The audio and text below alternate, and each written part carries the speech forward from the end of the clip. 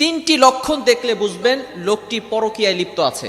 ভালো করে মনে রাখবেন, অনেক সময় আপনি বুঝতে পারতেছেন না আপনার স্ত্রী পরকীয়ায় লিপ্ত আছে কিনা। তিনটি লক্ষণ যদি প্রকাশ পায় তাহলে মনে করবেন যে আপনার স্ত্রী পরকীয়ায় লিপ্ত আছে। ঠিক তদ্রূপভাবে আপনার স্বামী পরকীয়ায় লিপ্ত আছে কিনা এটা বোঝার জন্য তিনটি লক্ষণ রয়েছে।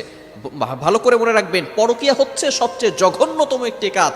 ইনলিগ্যাল রিলেশনশিপ, বিবাহ বহির্গত সম্পর্ক সম্পূর্ণরূপে আল্লাহ তাআলা হারাম করে দিয়েছেন। আল্লাহ পাক রব্বুল আলামিন কতটা কঠোর করে দিয়েছেন যে এর কাছেও যেতে আল্লাহ পাক রব্বুল আলামিন নিষেধ করে দিয়েছেন। আল্লাহ পাক রব্বুল আলামিন পবিত্র কোরআনুল কারীমের ভিতরে নিজে বলে দিয়েছেন, 15 নম্বর পারা 4 নম্বর পৃষ্ঠার 3 নম্বর লাইন, সূরা বনী ইসরাঈলের 32 নম্বর আয়াতে আল্লাহ তাআলা বলেন, ওয়ালা তাকরাবুজ জিনা ইন্নাহু কানা ফাহিশা, ইউ শাল নট কমিট অ্যাডাল্ট্রি।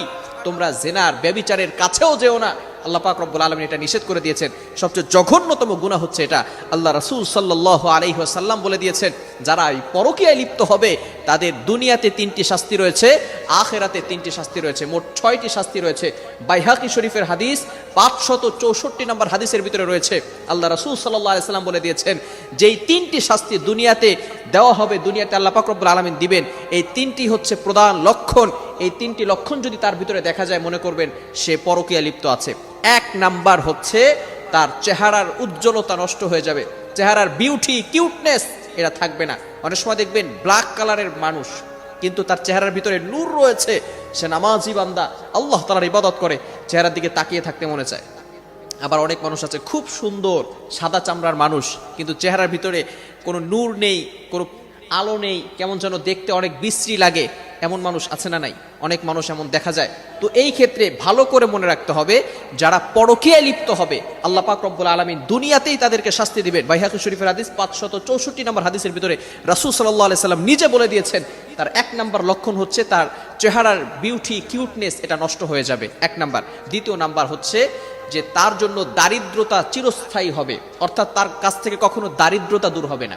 একের পর এক অভাব শুধু আসতেই থাকবে, সে কখনো ধনী হতে পারবে না।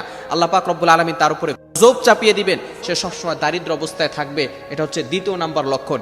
এবং তৃতীয় নাম্বার লক্ষণ হচ্ছে তার আয়ু সংকীর্ণ হয়ে যাবে, তার হায়াত সংকীর্ণ হয়ে যাবে। এটা হচ্ছে তৃতীয় নাম্বার লক্ষণ। এজন্য আমরা সবসময় চিন্তা করব যে হারাম কাজ কখনো আমরা করব না। সবসময় মনে রাখবেন, আমরা হারাম কাজ থেকে দূরে সরে থাকব। যদি হারাম কাজ থেকে দূরে সরে থাকতে পারি তাহলে আল্লাহ পাক রব্বুল আলামিন ওই ঘরের ভিতরে রহমত নাজিল করবেন, বারাকা নাজিল করবেন, সকল বিপদ আপদ থেকে আল্লাহ পাক রব্বুল আলামিন হেফাজত করবেন। মনে রাখবেন, স্বামী স্ত্রীর সম্পর্কটা হচ্ছে একেবারে এতটা গভীর একটা সম্পর্ক, এই ভালোবাসা অন্য কোথাও আল্লাহ পাক রব্বুল আলামিন দেন নাই। স্বামী স্ত্রীর সম্পর্কের যে ভালোবাসাটা রয়েছে এটা অন্যরকম একটি ভালোবাসা। হ্যাঁ, মা সন্তানের ভালোবাসা সেটা একরকম, স্বামী স্ত্রীর ভালোবাসা হচ্ছে অন্যরকম। তবে অবশ্যই খেয়াল রাখবেন, এই ভালোবাসার মতো একটা সুন্দর সম্পর্কটাকে অনেক মানুষ এই হারাম রিলেশন করে নষ্ট করে দিচ্ছে। এজন্য হারাম রিলেশন কখনো করা যাবে না, সবসময় সাবধান থাকতে হবে। আল্লাহ তাআলা আমাদের সকলকে এই হারাম কাজ থেকে বিরত থাকার তৌফিক দান করেন। সকলে বলেন আমিন।